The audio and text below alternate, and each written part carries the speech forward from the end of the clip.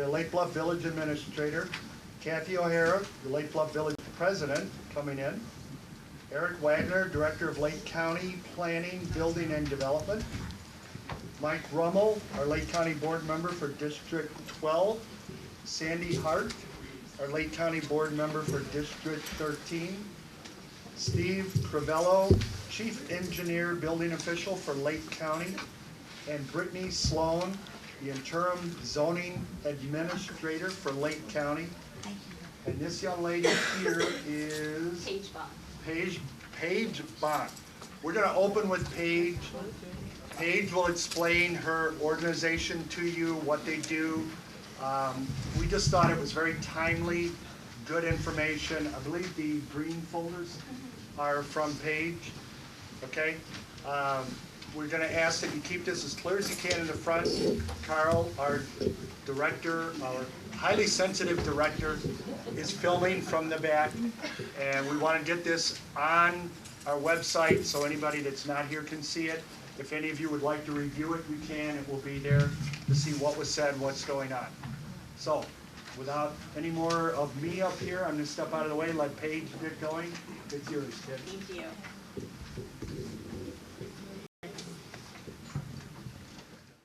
Everybody, thank you so much for coming. I really appreciate the invitation.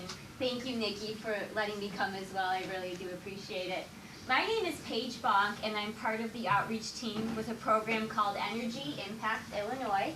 And today I'm going to talk about some funding that's available from the U.S. Department of Energy for home energy efficiency improvements.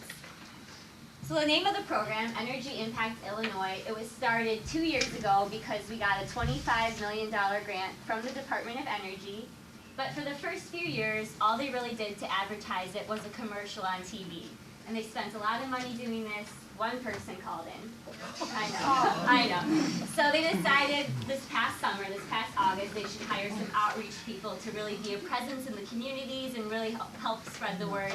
And it's been incredibly successful compared to the commercial on TV. And I am just an outreach representative for the northern suburbs, but there's 19 other people representing the entire 7-county Chicagoland area, working to get the word out, speaking with community groups, green groups, local mayors, things like that. So I do appreciate you being here to learn about this.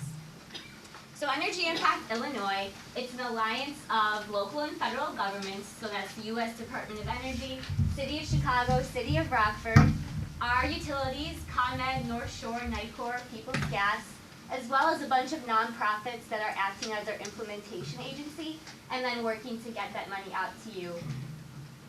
Might sound like a weird alliance, but I'll explain why all these partners are involved and what they're specifically doing to help.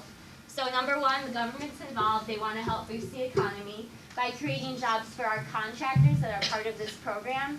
And then due to the popularity of this, they have to hire on new local staff. So we're keeping jobs in the communities. There's quite a few local contractors to the Lake County area, which is really important. More affordable homes. People that go through with this program can save hundreds of dollars a year on their energy bills. And then finally, energy consumption. My background is in environmental sciences. I could talk all day about environmental statistics, but some really shocking ones. We use more energy to air condition our homes than all other nations combined. And with summer coming up, that's going to be just really important. We also use 25% of the world's energy, but we only have 5% of the population and 8% of the natural resources. So again, energy consumption is a huge part of this program. We're trying to reduce that carbon footprint all of us have. Utilities are involved. They want to help lower the usage. It's actually cheaper for them to use less energy than it is to create more power plants and more lines to get that power out to you. And then finally, they're mandated by the Illinois Commerce Commission to contribute to this grant fund. If you ever look at the bottom of your utility bill, you'll see a small fee for energy efficiency programs or something like that. And it might be 67 cents, it might be $1 something, but this money has been pooling for some time, and they are contributing to this rebate in a small amount. And finally, the nonprofits are involved. I work out of the Nonprofit Center for Neighborhood Technology. They started iGo car sharing. They do a bunch of really great initiatives for Lake Michigan. And so they're our main implementation agency, making sure this program is run as efficiently and effectively as possible. Some other nonprofits that are involved are the Delta Institute and Conservation Services Group. Again, all with decades of experience working on environmental issues and working on similar grant programs to get this money out to local people. Who is eligible? This is the first program of its kind where all income levels are eligible. All single-family homes and all 2 to 4 unit buildings qualify. If you have a house of worship building like a church or a synagogue or a multi-family building or a nonprofit, we do have a similar program for those sorts of buildings, and I do have more information about those if anyone was interested. But this is mostly the residential program that I do outreach for. And again, all single-family homes and all 2 to 4 unit buildings. So what does the program specifically offer? Number one, energy assessments. Is anybody familiar with what an energy assessment is? Yeah. So it's basically the first step to assess how much energy your home uses, and then to evaluate what measures you could take to make your home more energy efficient. It would be about 2 hours. One of our contractors that are certified from the nonprofit would come out, assess your home, check your combustion appliances, look for areas where you might be lacking insulation. They would look for places where there might be air infiltration or some leaks in your home. And they would write you a very detailed report of the suggested improvements, the costs, and the payback period. So those assessments typically cost $600 or more depending on the size of your home. But through our grant partnerships, these are available for everybody for $99, or there's a free option, which I spend most of my time doing, kind of like an environmental Tupperware party, we like to call it. But you'd invite some friends or neighbors over to your home to learn about the program, really brief explanation, but then the contractor would be there to do a demonstration of the findings from the audit. So it's a really neat kind of outreach method. It's our most successful one so far. So that's the house party option that you see on that half sheet I gave you. And then once you get that assessment, there's no obligation to go through with the work. That's completely up to you. But if you did decide to go through with the work, that's where the real cost savings would come in from our grant funding. And so you would be eligible to get 70% off the cost of the work, up to $1,750. And that would be the recommended improvements that they had listed in the audit. And you can certainly pick and choose from that list as well. You don't have to do everything they suggest. But again, a 70% rebate, that's what you could get from this grant funding from the Department of Energy and Utilities. There also are loans available for other energy efficiency improvements. So you can decide to go above and beyond and maybe get new windows, new Energy Star appliances. You could certainly do that too. But the grant funding is only covering insulation and air sealing, because those are the most cost-effective ways to make your home more energy efficient. And many people, I'm sure, are familiar with what insulation is. Is that correct? Just a barrier to keep your home warmer or cooler when you need it. But air sealing is a fairly new concept, and that's basically just plugging all of those gaps and penetrations in your home where air might be leaking into or out of. And again, lots of homes don't really have this air sealing on top of the insulation, and you really do need both to make your home as efficient and effective as possible in terms of energy consumption. All of our contractors are approved by our nonprofit. They have a special level of certification from the Building Performance Institute, which makes them extra qualified to do energy efficiency work. So they're all have background checks, all certified. Their work is checked afterward. They do a fantastic job. We have a call center that schedules everything to make sure we're not driving from the north side of the city to the south side and back up to Lake County. They do try to keep the driving time reasonable, and they really organize that. And then finally, another important part about the program, people that can reduce their energy consumption by 15% or more are eligible for an Illinois Home Performance Certificate. So just like your refrigerator or your printer or your thermostat might have an Energy Star logo, this is the Energy Star logo of your home. And it will be included in your home's listing if you decide to sell. Homes in California and Oregon have to have energy efficiency ratings, well, at least new ones do. And they actually sell quicker and at higher rates than similar homes without the ratings. So it's really exciting they're bringing this to the Chicagoland area. And part of this program, of course, is trying to make your home just more profitable and stuff like that. So a little bit about building science. I'm not a contractor, but I can certainly give an overview. Your home, it has, like I was talking about air sealing. This is the building envelope. This is the area you pay to heat or cool.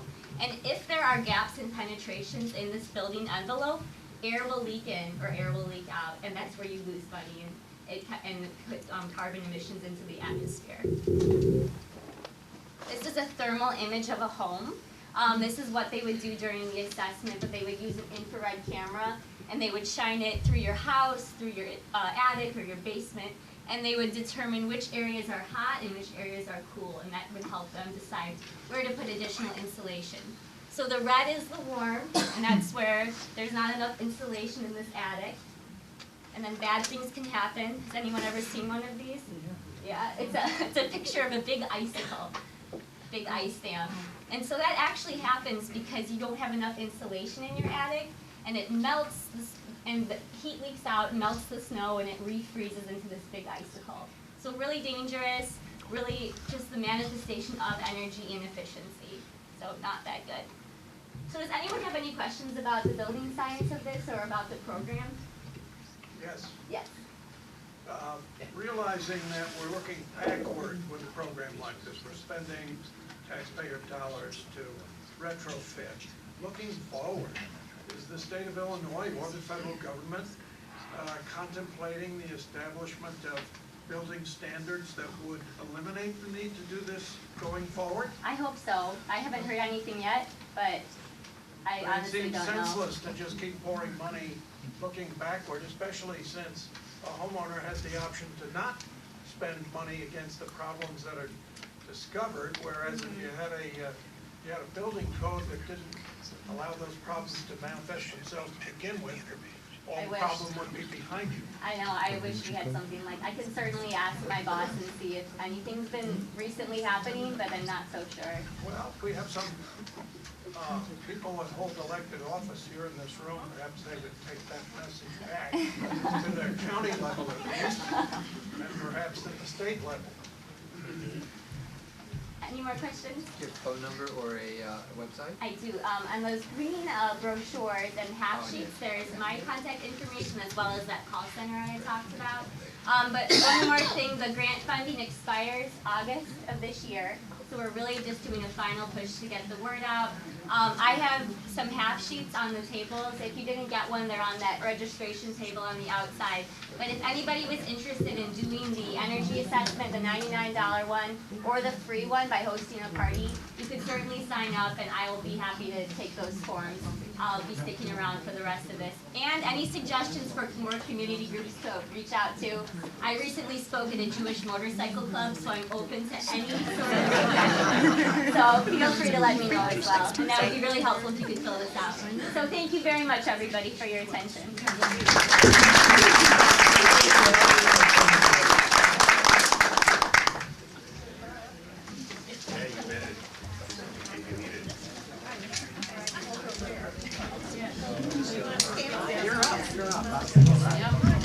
I gotta introduce myself and then you're up, I guess.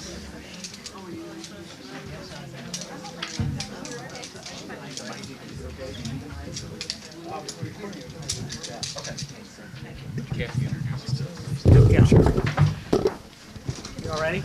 You ready to go, Drew? Okay, hi. My name's Kathy O'Hara. I certainly know some of you folks in here. I have just been newly elected as the village president of Lake Bluff.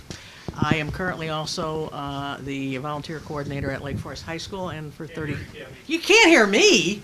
Oh, you know what? This mic is this. I think the mic is only for this, so I will speak up. Okay. Now can you all hear me? Yeah. Okay. I'll put my middle school voice on. Okay. And prior to my high school career, I was 36 years at Lake Bluff Middle School as teacher and principal. So I'm very happy to be here tonight. We thank you for allowing us to participate in the discussions tonight. And Lake Bluff and Knollwood are neighbors. We have a lot in common, not just besides our school district and our park district. So I hope as mutual issues of common interest and concerns come up, we will be continuing on an ongoing basis these dialogues. So thank you very much for having us here tonight.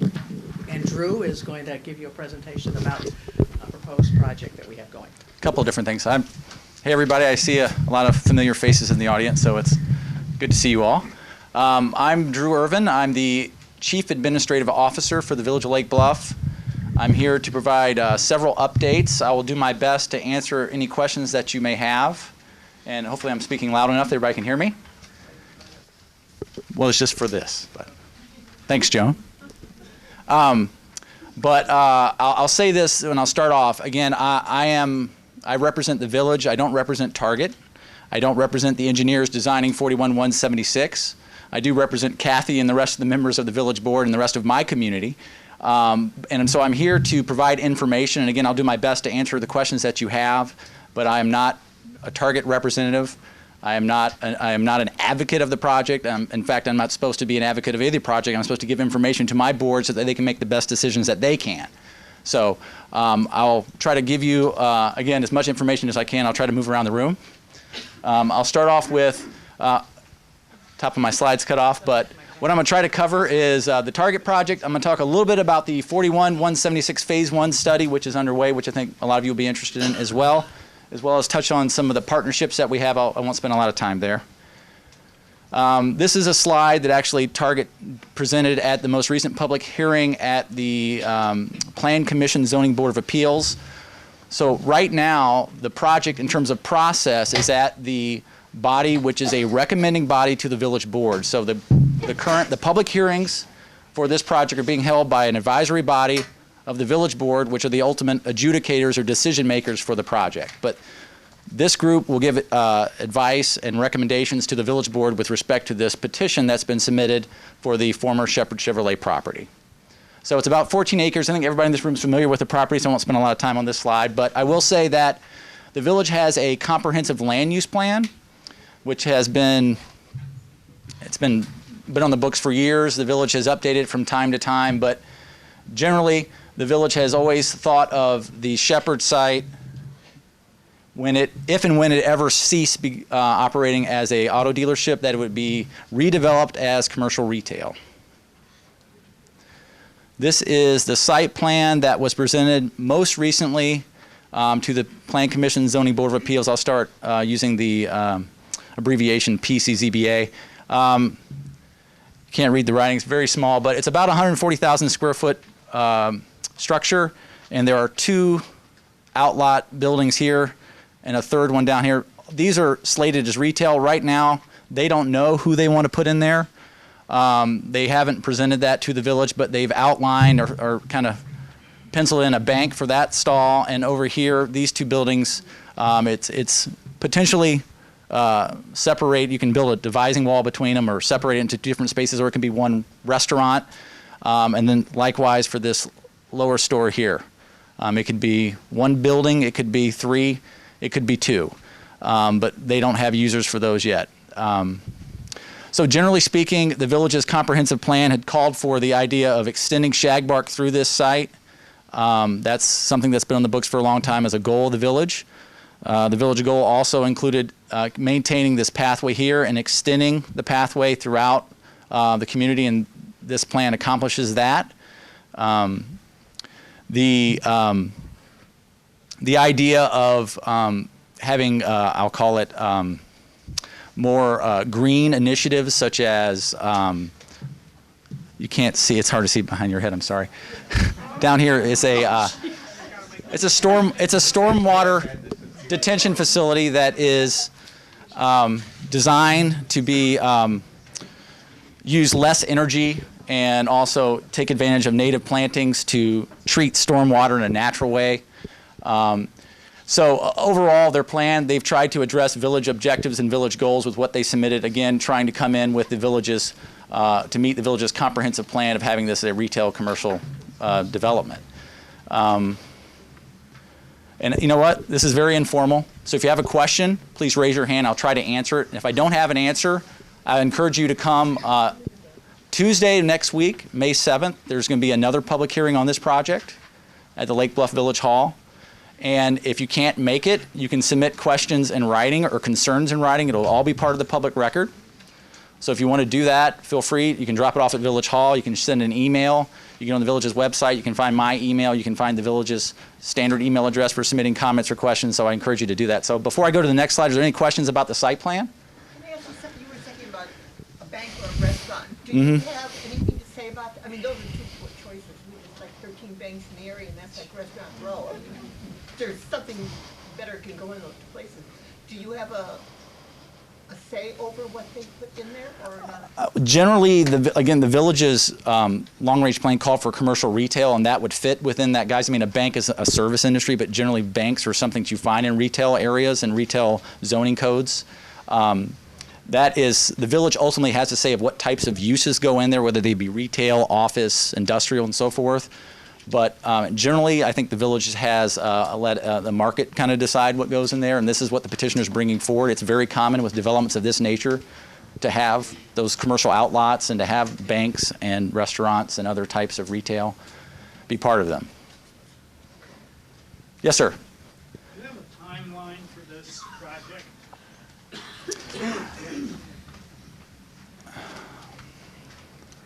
Let me jump. So right now, the Village has a set of regulations to manage this project through the process. And I don't know if your direct question deals with the actual, should this get approved, when would they go to construction? That was my question. Okay, well, I'll skip this. So the fall of 15 is when they would go.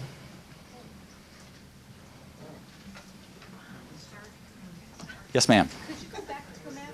Yes. Sorry, it's the first time that I've seen this map, and it's kind of hard to read, so I just was wondering if you could clarify a little bit about where the entrances are? Like Good what- question. what And entrances? yeah, and for anybody here, and I apologize, it's very difficult to see this in the room, not the best space, so I apologize for that. Not the best space for doing a presentation like this. This is a great building, don't get me wrong.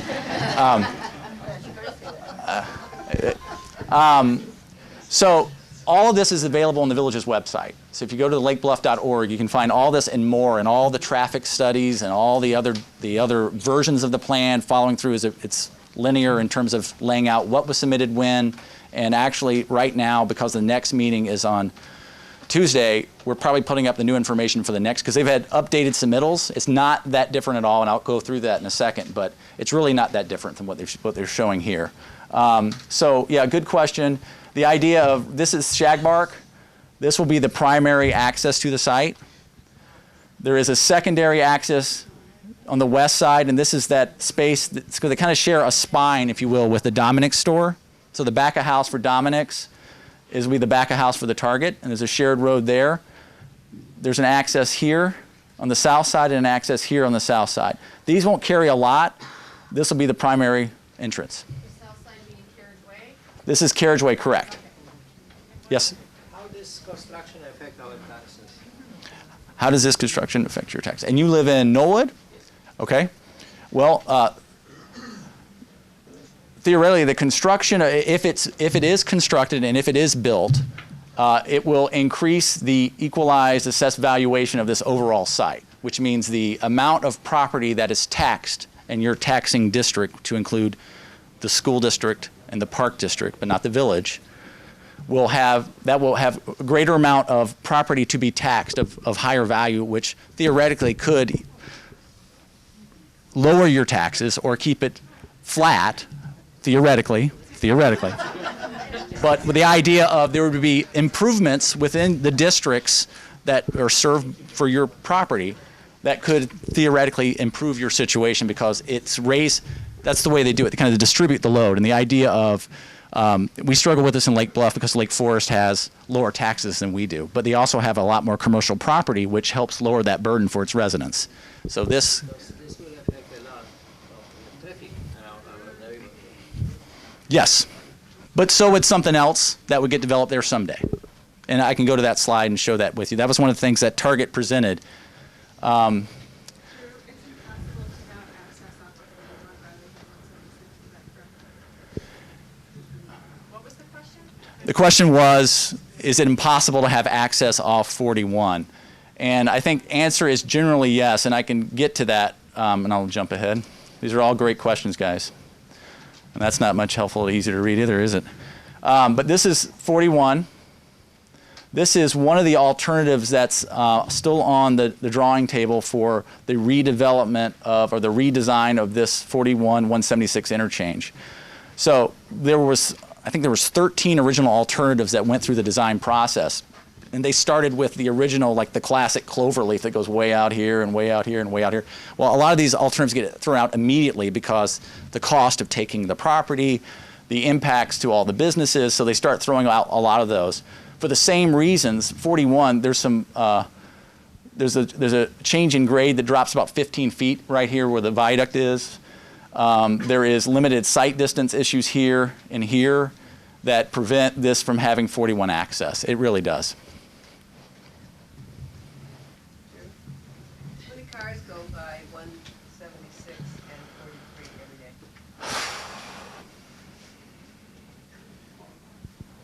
When they did the Come on, you do it for Green Bay. I think I was going to say about 20,008 or somewhere around there. That's pretty close, but don't quote me on that, but that's a good question, but it's in that neighborhood, yeah. 10,800. Something like that. Is that right, Joan? Did you know that? I don't know. You had them earlier I today. know Green Bay was 10,000. Yeah. Drew, then if this is built, what's the projected traffic? Oh. So, the traffic will increase, right? Surprise, surprise.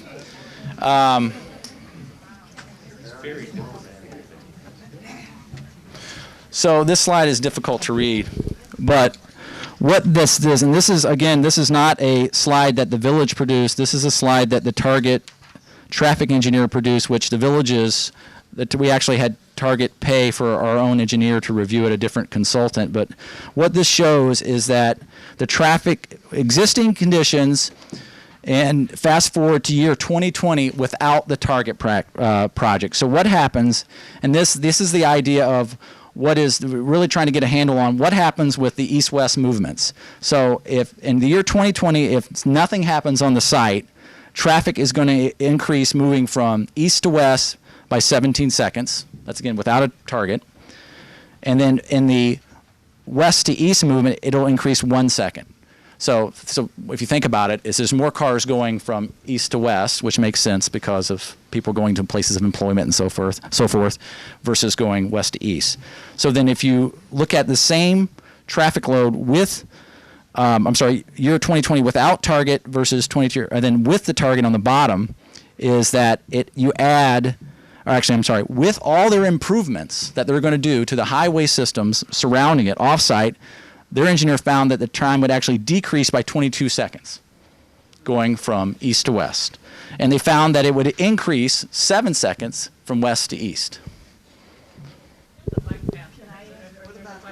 I'm sorry, one at a time, please. One at a time. Bike path question? Well, there's the crossing is at that intersection that kids can cross too. Is that? Yeah, so what they're going to do is, if you're all, I don't know if you guys crossed Green Bay 176 lately, the state has went in and installed these lovely counter systems, and they've been doing all throughout Lake County. So if you're children or if you're an active cyclist yourself, you've seen them in other locations around the area. But they're almost, ubiquitous throughout the state. So if your kid's seen them somewhere, they can operate them here in Lake Bluff and the surrounding areas. But what Target would do would put in the similar countdown pedestrian signal improvements for this opening at the we'll call it the Shagbark extension through here. So they've tried to design this, their engineers have designed this in such a way that when cars are parked here and you're looking to make a eastbound movement and turn towards the lake, that drivers will have a clear view down the pathway of seeing approaching cyclists and runners and so forth, so that they have a clear line of sight. And the signals will obviously be designed in such a way to give ample time for people to cross. So I ride my bike and run through this area, and it's important to have the signals improved. Yes, ma'am? How many stoplights would go in? Do you know, and where would they be? Stoplights. The only signal improvements would be at the Shagbark would be to create more lights here to handle the lanes of traffic moving westbound and eastbound and northbound. So the signals would be here. That's the only new signals that they would put in. You can't put them, or the state wouldn't allow, let me get back. Here, the proximity of this site you couldn't put another signal in there that's too close to the other signals. There's only so much distance they will allow for that. The intersection, and then there's one by the railroad track. And I've said for years, they look at me like I got two screws loose somewhere. But this one is red, this one is green, and we sit there trying to. And I said, why can't you make them for a few minutes be the same color so we can zip out and No. just go, huh? You know, No, that's a great point. And one of the things that Target has talked with the state, and the state will do, is that's one of the reasons why it's hard to believe that traffic would improve over time with the Target improvement, right? You think about there's more cars, there's more trips. How does that make sense? Well, because of the other improvements that they do to optimizing the signals, your point about making their timing works and greater synchronicity. They have my Waukegan, like down past Abbott, if you go to the race, you can all green. You can hit them all, right? So they will make those improvements here and there, and the timing will improve, and that's how they will, in fact, improve the traffic flow, because to create better timing scenarios for the light. Yes, ma'am. All right. I drive that every morning going east on 176 over the railroad track, and you're going to have more traffic. And if you ever drive on that at 8:30, quarter to 9 in the morning, I'll guarantee you that train, when it comes by, you back up all the way to Waukegan Road. It's tremendous. So what are they going to do about that crossing? The crossing being the train crossing? Yep. Nothing. And I'll tell you that that's something that even with the 41-176 study, you know, engineers are all smarter than us. I'm sure there's some engineers in the room, right? You take that?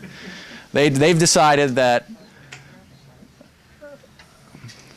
I'm not very good at this. I apologize. Let me get to the next. There we go. Okay. So here's the tracks. So even with the 41-176 study, when you think about these two major state thoroughfares, I shouldn't say thoroughfares, highways, the state just said, okay, well, that's as far as that improvement needs to consider in terms of traffic movements, just to the railroad tracks. So from an engineering study and from their professional knowledge in this area, that the idea of a traffic that would be generated from this target is not going to go any further than the 41 interchange. I mean, that's the way engineers look at it, and that's what they tell us. But I will tell you this, that this, and I don't want to, it's a spoiler alert, for my next topic, when you get into 41-176, the idea of putting a roundabout is something that's still on the table. Yeah. Yes. Yes, lots of big fans for roundabouts.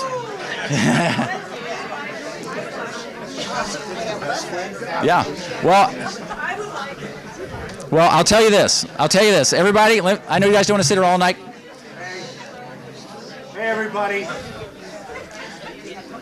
Everybody loves roundabouts. Let me say this really quick. I have learned through this process about the 41-176 study, these roundabouts and what you learn from all it is the default design for everything in Wisconsin, and that they are building them everywhere because super efficient. You can get cars, think about it, they don't stop. You never stop.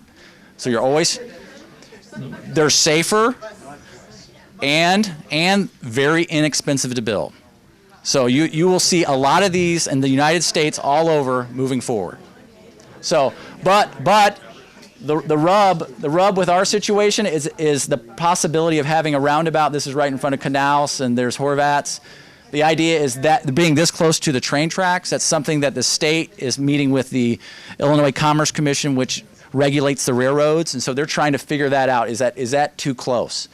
So they're trying to look at that. So that's one of the situations. Yes. I'm trying to figure out pros versus the cons. I understand that there would be a bit of a tax relief for Lake Bluff, but looking at this for us, it makes me nervous because the traffic's going to increase, which increases for all of us who are driving it, it increases for the school buses.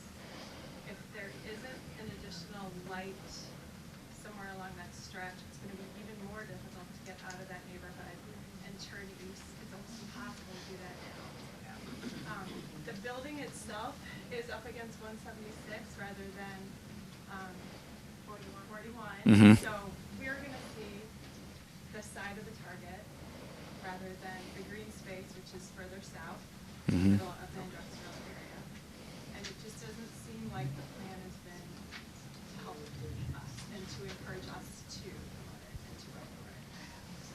Okay, good points. Let me cover the first one, which dealt with traffic, about the idea of increasing traffic. And this is, I've already talked about what the improvements that they're proposing to do to all of the state off-site state highways to improve, which they've shown will improve. Well, this is something they also showed at the last meeting. This is target if it was constructed versus the office. Because right now the site here, this is zoning lingo, but as of right, which means they don't need any other extra approvals. They can walk in the door and get a building permit to construct an office building. They can't go from Shagbark straight down, right? But they would have to have access somewhere. And that's probably the most practical place to put it. And again, that's something that the village has always cited as a goal, would be to improve it. There's already access when it was to Shepherd Chevrolet. Because it's tough, it is really difficult to keep your kids down that path. Mm-hmm. I'm wondering if they're going to get hit with somebody's pulling out of one of those driveways and this is adding another location where somebody's going to get hit. Well, I don't know if I can speak to that directly, but I will say that the idea that what the target traffic engineers, and this was confirmed by the village's engineers, is the idea that if an office was built there versus a target, there would be almost the equivalent amount of traffic, which they can do today. So, and you think about the type of traffic you're talking about, is going to school and so forth. Think about what offices. When are offices busy? In the morning, and the afternoon, late afternoon, evening, when people are getting off. So it's very regimented in terms of timing when they go to work and when everybody leaves. Think about Abbott coming and going, right? The traffic increase. So it would be similar to the school time traffic. So at least if you were looking at this in one set, you would say, well, the target's going to be, it's the kind of a dynamic movement. There's always people coming and going. They have hours. Let's say they're 8 to 10. So the people are coming and going.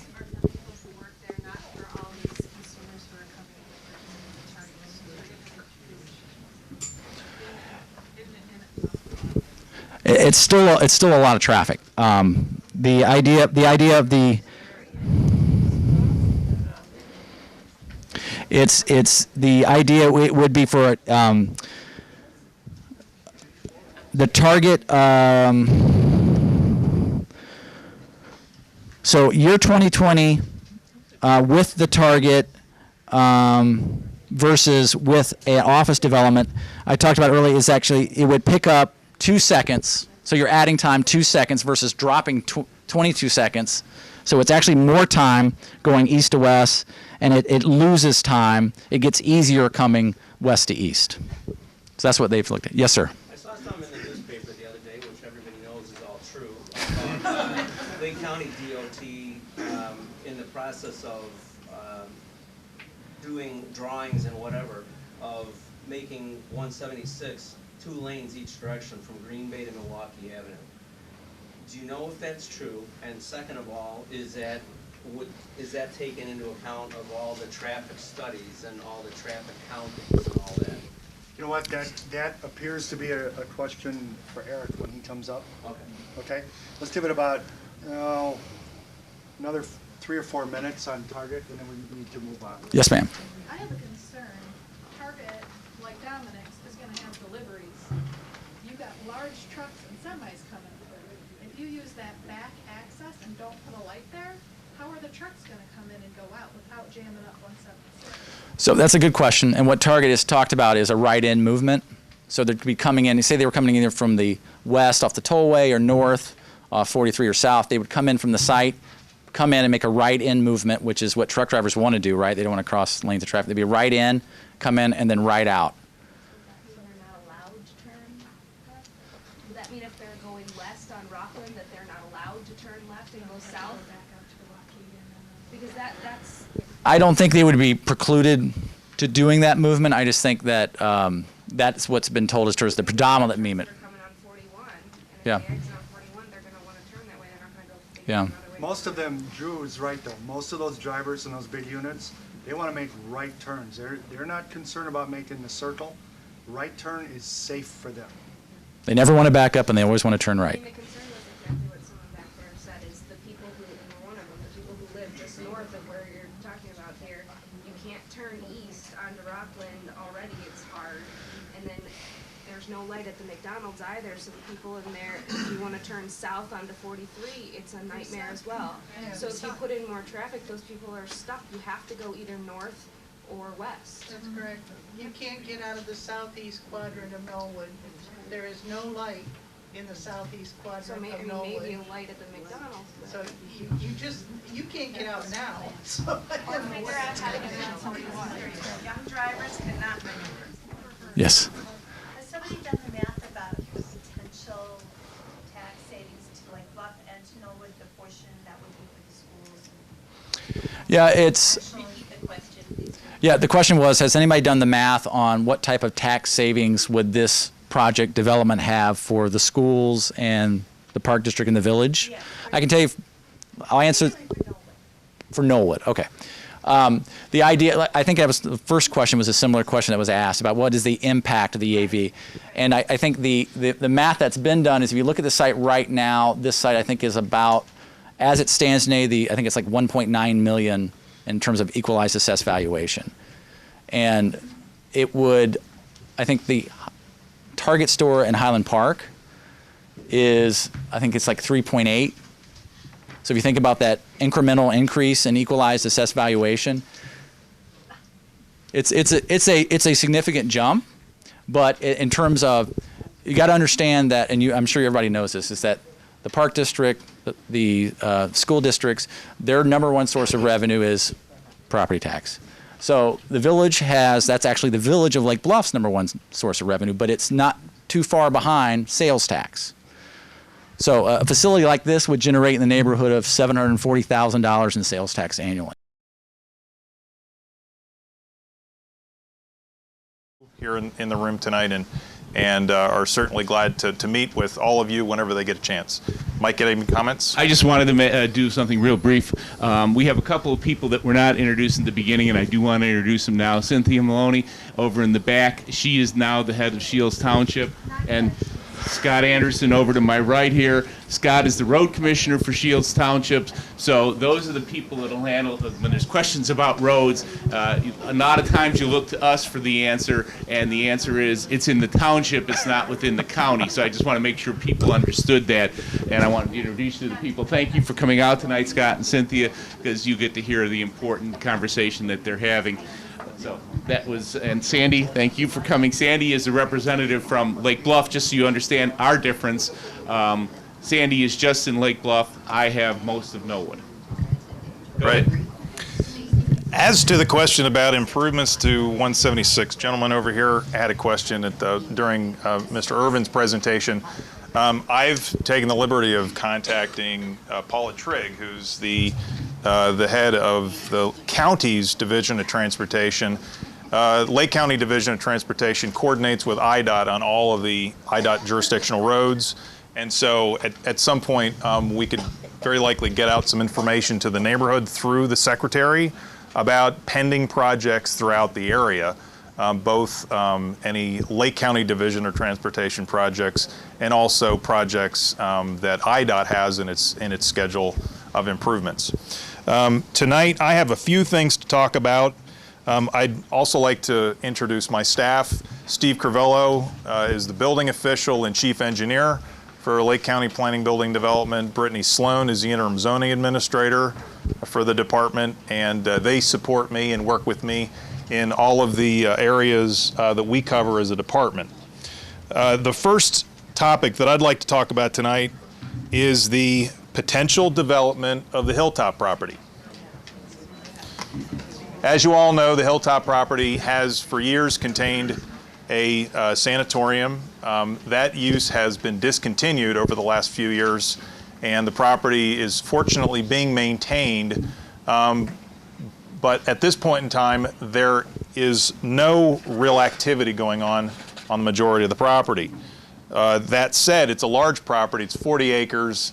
It's on a major state road, Waukegan Road, and it has development potential. The current zoning of the property is residential. From the R3 zone in the southeast corner of the property to the R2 zone, which covers the majority of the property to the west and all the way to the north, the property's current zoning classification is residential. The county's long-range land use plan calls for an institutional use for that property, reflecting the fact that this was once an institutional use and had been for years. And so the long-range plan identified that existing or pre-existing land use and projected that over time it would be an appropriate continued use for that property.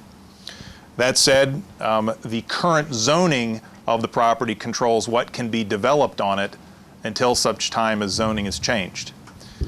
The county's Planning, Building, and Development Department routinely entertains questions from a variety of property owners in the unincorporated area about developing or redeveloping their property.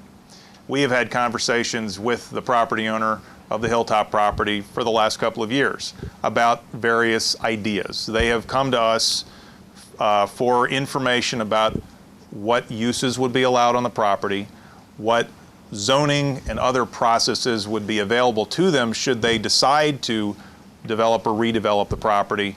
And so, as a staff, we've provided them that assistance. Nothing has formally materialized with that site thus far. However, in the course of the last couple of months, we have had some more what I would call significant conversations with the property owner about a potential development for the entire property, and I could give you some basic information about that tonight. At this point in time, we have no formal plans from the property owner. I want to make that perfectly clear. We have no sketches that we can share with the community here tonight. We have no locked-in details about what they would like to do. We have a concept that's been communicated to us. Because it's a concept, it's going to take a lot of time and a lot of work to hash through the details and hash through the process. That's a process that would involve this community, the people in this room, and everybody who lives in Knollwood and would be potentially impacted by this property, any development on this property. The property owner has indicated to staff that they wish to develop the property with a plan unit development consisting of upscale senior living, assisted living, with a skilled care nursing facility, with a small portion of the property being devoted to neighborhood retail.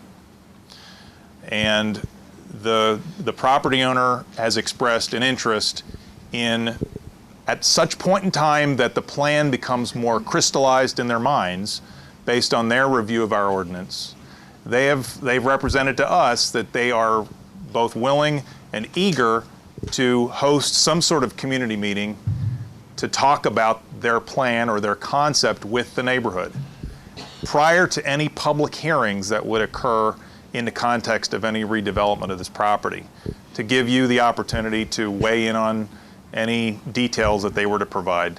That's something that they have expressed as an interest to staff, and we certainly would do our part to try to facilitate that conversation, to make sure that it was widely advertised, that everyone here and your neighbors in Knollwood would have an opportunity to visit with the property owner and hear more about what they'd like to do. What is R2, R3, what does that mean? Those are residential zones. Those are sort of our suburban residential zones. No. No. Or low-income anything? No. I just wanted to check the concept. No, the concept that's It's not single family, it could be apartments? residential 2 and residential 3 by right would allow single family residential by right.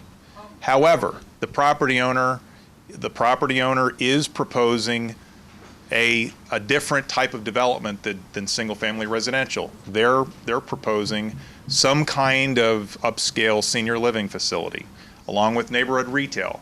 In order to do that under the property's residential zone, they would have to go through a plan unit development. Now, a PUD in the county is the most involved and lengthy zoning change process that we have. What it involves is a multi-staged review in front of the public. There is a preliminary development plan process which would involve public hearings before the Zoning Board of Appeals, and those would be hosted locally in the community, within Shields Township. In most cases, public hearings in the Knollwood area are hosted here at this building, or another building that's suitable to accommodate the size of a neighborhood gathering. Following all those public hearings, the county board would make a decision whether to approve, to deny, or to approve with conditions. Conditions being a number of things that might come up in the context of the public hearing process designed to mitigate or relieve any impacts to the neighborhood.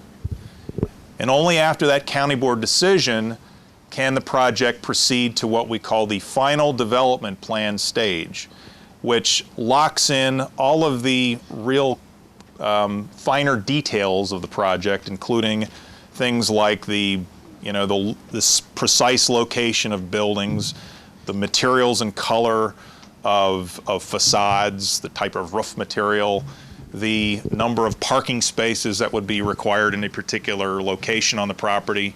The nice thing about a PUD, from the standpoint of any community that is involved in a PUD process, is that the plan unit development technique gives the government, gives the county the opportunity to tweak, to modify, to negotiate, to really work hard with the community and the property owner to design the most ideal development plan. And so that's an opportunity for the community to have a real great impact on the outcome of the shape, the size, the look, the feel, the character of a particular project that goes through that process. And so if the property owner ultimately chooses to go through that process to build a project of this nature, this is going to go before you, the local community, and you'll have every opportunity to participate in that discussion. We've already gone through this process with Mr. DeWolf in the late 60s, early 70s, if I remember correctly. Bob, is that when that happened? We went through all this, and at that time, because of the housing, we wanted it zoned for that, with the exception that the religious group that owned that could have that, but we would have no more making Waukegan Road a retail. So we have gone through the process. Those of us, many of us with the gray hair, you'll notice that we're all around here. But so we know the process. What we're concerned about is what the county will do and what our representatives will do about this. I'm not sure how our neighbors feel, but they have spoken, many of us have spoken about this. And we've been told about that there's a possibility of low-income housing coming. And that is really a major issue with many of us who own our property and do not want to see that happen. That's not the plan that's been presented to us. Good. In concept So at this you point in time. are on record this evening saying that. That's correct. Okay, just so It has been communicated to us in the last couple of months that this is again, I say it's designed. A lot of neighbors are very concerned about what the county is going to do to us. We'll tell them. And let me just again say, this is so preliminary that you can't even, it's not worth commenting about, because he could come back tomorrow and say, I want to build a 40-story hotel there. Not that he'd get that, but I'm saying this is preliminary. This is some thought. There's no application and there's no process. We're nowhere in this process at this point. So you're saying no condos, but you're also saying a senior, like, it would be, not discriminating, but you would say that it would be some sort of like 65 on up, older people. But it would probably not be condos, but it could possibly be for Alzheimer people or not?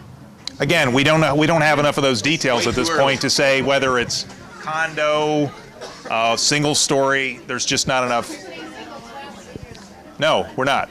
We're simply what's been communicated to us is, again, this is something that the whole room needs to understand. It's an upscale senior living, assisted living facility with skilled care nursing. That's what we know at this point. We don't know anything about the number of stories that might be proposed. We don't know anything about the age of the... We just don't know. We just don't know. You're asking too specific a question. Right. At this point in time, there's really not enough detail that's been presented to us for us to speculate. And I think that's going to be the theme of a lot of my answers.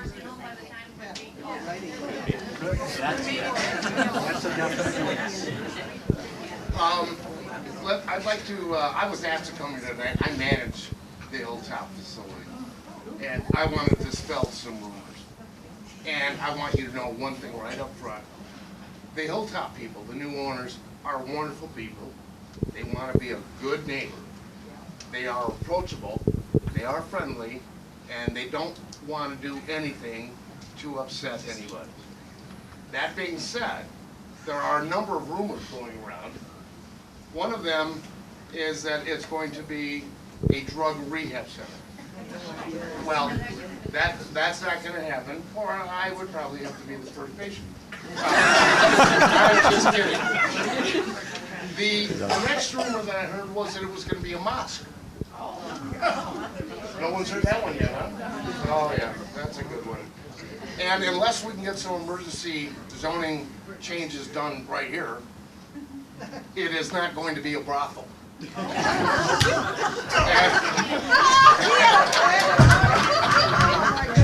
It ruined all the good rumors. Right.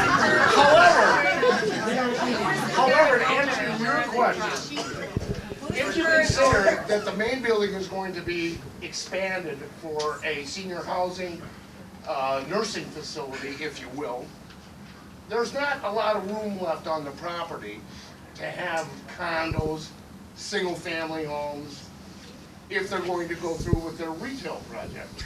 I mean, I'm sorry? What do you mean by retail? Right now, there has been a discussion that one end of it might be a nursing type facility, and another end might have neighborhood retail. What, like what? That is, believe me, that is way off in the business. As a neighborhood, can we? You mean like a strip mall? I have no idea. They have to answer. You should direct your questions to those two. No lambs. Eric, we need to move on. Yeah. Okay. Eric. All right. Now, because we...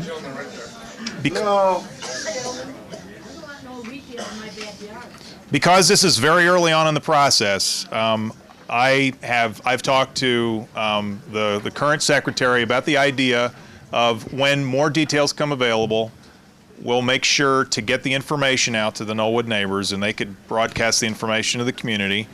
And at such point in time as there's enough for the property owner to talk about with the community themselves, that'll be an opportunity well before even the public hearing process, should there be one, to answer a lot of the questions that we've heard tonight. And so I thank you for your patience. Again, as you noted, we're a long way off to anything materializing, but the property owner has communicated to our staff, as has been communicated to the current property manager, that they're very interested in working with the community. He wants it to be said that he is not an enemy. He wants to be as friendly as he can be. He's approachable. He'll be more than happy to discuss anything with you. Who is the owner? Okay. That's not for me to disclose. All right. Eric, we need to. Let's go. This is so preliminary. All right. All right. The second topic that I wanted to broach very quickly with everyone here tonight is the status of the former West School. Now, as most of you know, that building has a number of spaces in it, and much of the building is currently unoccupied. And so it's our understanding that the property owner does have an interest in eventually filling that space. And so, again, much like the discussion about the Hilltop property, we don't have enough details at this point in time on anything that the property owner is firmly interested in proposing for the property. Heard a lot of rumors of things that might go in. Haven't heard about a mosque, but you know, the property is currently zoned residential. Right. That's right, and as you know, it was a former school. Now, at such point in time as we receive a formal application for any type of development, we'll have to go through a process. We'll have to go, whether it's a zoning change, certainly requiring building permits and permits to make sure that the building is compliant with all the local standards. We'll make sure to get the word out to the community about that process, whatever it may be. Again, we don't have anything formal for that building, but we do know that the property owner is interested in filling that space, as he should. It's in his best interest financially to try to fill that space with tenants. And so we'll keep the community informed as time goes by if anything formally materializes. We went through this almost 2 years ago to eliminate that problem. All right? We went to court for it. The property beyond the easement that runs north to south, or south to north, however you want to look at it, through Knollwood, along Waukegan Road. The property to the east of that easement is not zoned commercial, period, anywhere throughout Knollwood. The property to the west is, all right? We've gone through this. We shouldn't have to go through it again. The last time I went through this, we were talking PUDs and all this other garbage. There's no reason that it should be zoned commercial. All right, being a landowner over there, that is not in my best interest. I went through it with these people before. That should not even be on the slate. Period. If anybody disagrees with me, speak up. And if he does decide to try to change the code or the zoning, that's what we all would want to fight against. Because we fought it last time and we're more than willing to do it again this time. Very good. Eric, can you talk for a moment about the condition of the building itself? I know a couple weeks or several weeks ago now, we heard it was red tag because of flooding in the basement or something. There had been a problem with the basement. There was a pipe that had burst in the basement, is my understanding, and so the property owner had to remove the water from the basement and do some work on the electric in the basement. And at this point in time, all of the code violations that were identified in that site visit have been rectified. But obviously, further development of the property would require going through code review as well. I'd like to now talk about the topic of Lake County initiatives for unincorporated areas. One of the things that the Knollwood community cares about, much like any neighborhood, is the appearance of properties and the proper maintenance of properties. There have been, in the economic downturn, quite a bit of homes abandoned throughout the county and throughout the state. A lot of properties have been neglected. Tall grass and weeds, junk and debris, in some places inoperable vehicles, in some places buildings that are abandoned and falling apart. Property maintenance is one of those things that our department has been really looking at closely over the last couple of years, and identifying ways in which we can create a better impact on neighborhoods, because neighborhood stabilization is one of our most important goals, to make sure that the residential housing stock and the quality of life in our neighborhoods continues to stabilize and continues to enhance.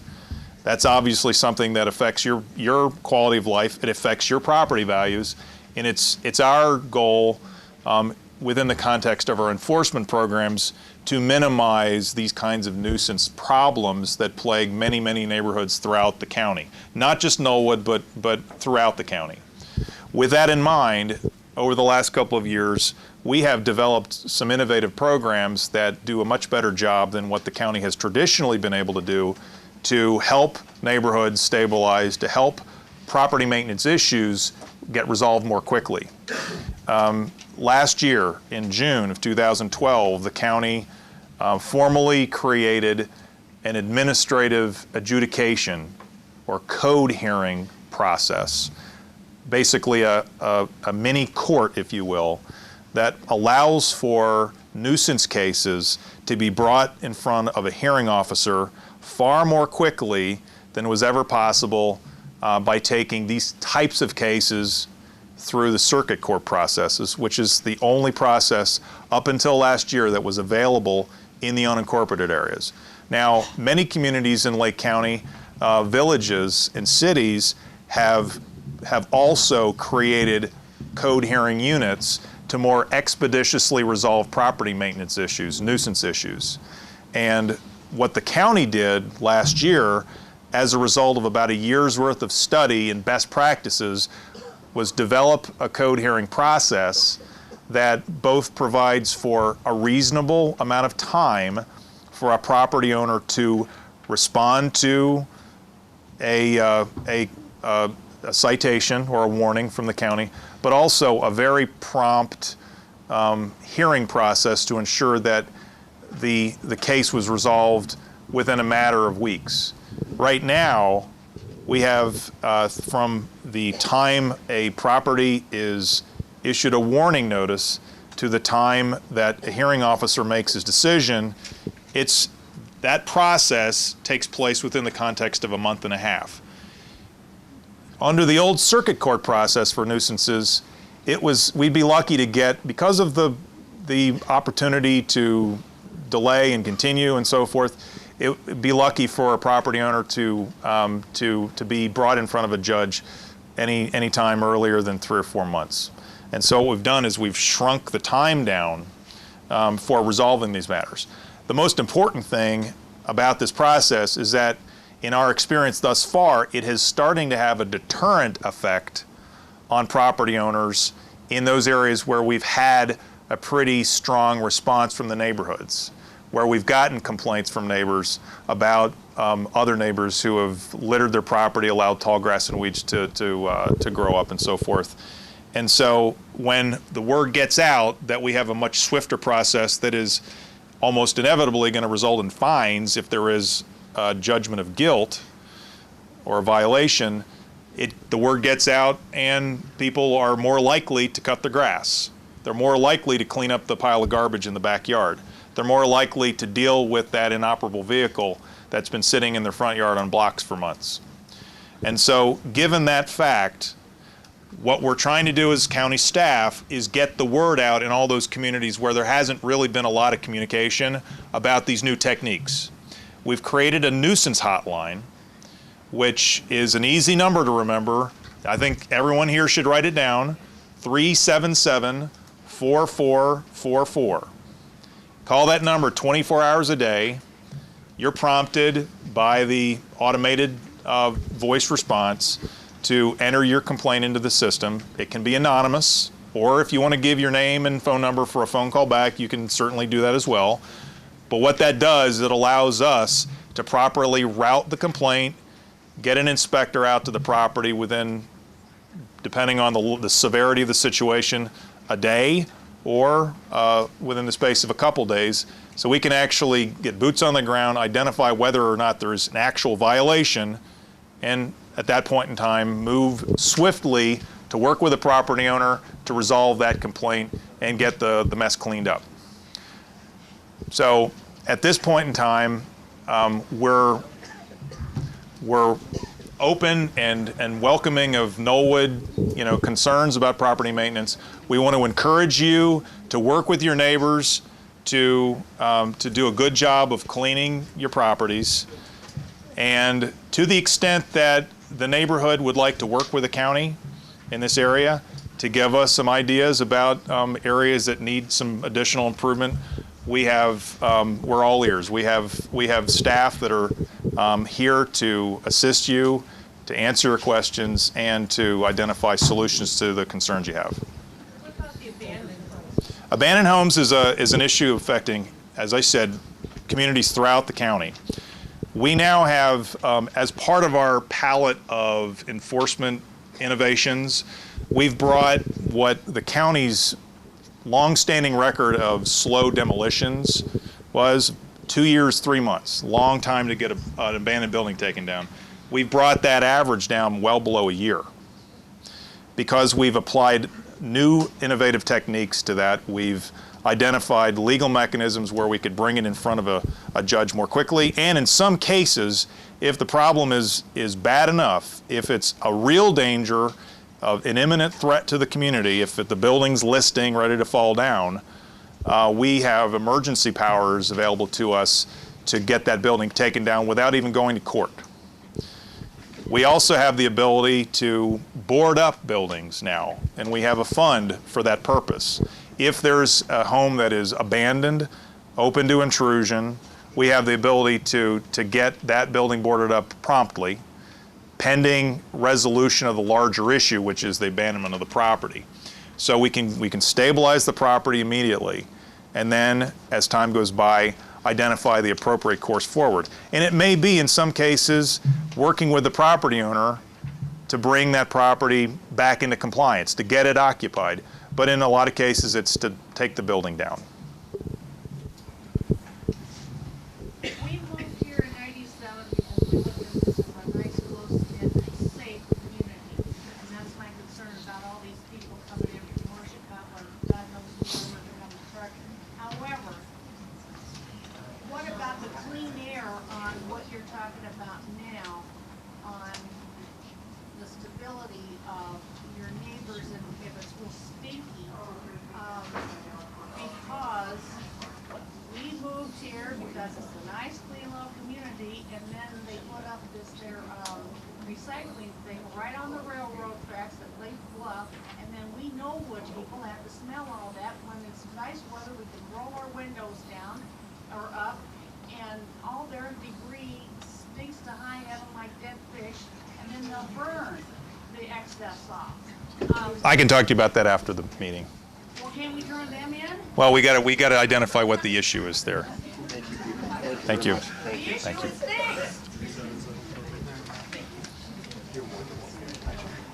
Here, should I go ahead with Northwestern? Absolutely. One more question here. Sure. Great. I want to thank you all for staying. My name is Mike Rummel. I'm your county board rep, and as such, I've left my card here. Anyone who wants to pick it up, please do. I'll be happy to respond to you. Having lived through the Costco situation in Lake Forest, I responded to every person who ever asked me a question, so I am not going to be ducking you. I'll respond to anything you have. I'm here to talk a little bit about Lake Forest Hospital because while it's not within your district, it does have some effect on you. Lake Forest Hospital is going to be rebuilt. The projected time right now is 2017. It has been approved to be rebuilt, but it's in a process of design right now. One of the conditions is there's a right turn off of 41 into the hospital, so there'll be a right turn lane coming in off of 41. However, the hospital traffic will be directed to go to the west, going to the north will be directed out onto Waukegan Road and north to 176, and then 176 on to go north again. So that is the thing that will affect you. The new center will be about 850,000 square feet, and it'll be a research and educational center. But there has been planning going on with Waukegan Road. There's been planning going on with 41 interchange. So these are all being considered, but mostly this is going to affect Lake Forest as opposed to being this area. It's just that the traffic spill coming out and going to the north will be to your direction. The traffic spill to the south will be getting on at Deer Path Road and then going south. And there won't be any need to exit because they're going north. There'll be an exit at as you turn off. It'll be a right turn lane on into the hospital. And if you're coming obviously from the south to the north, you'll be getting off at Deer Path and going to the west. So that is the issue with Northwestern. And again, there's a planning committee of about 20 individuals that are on it. Susan Garrett, the former state rep, is on that committee. This is still in the planning stage as to how they're going to build it and what it's going to look like.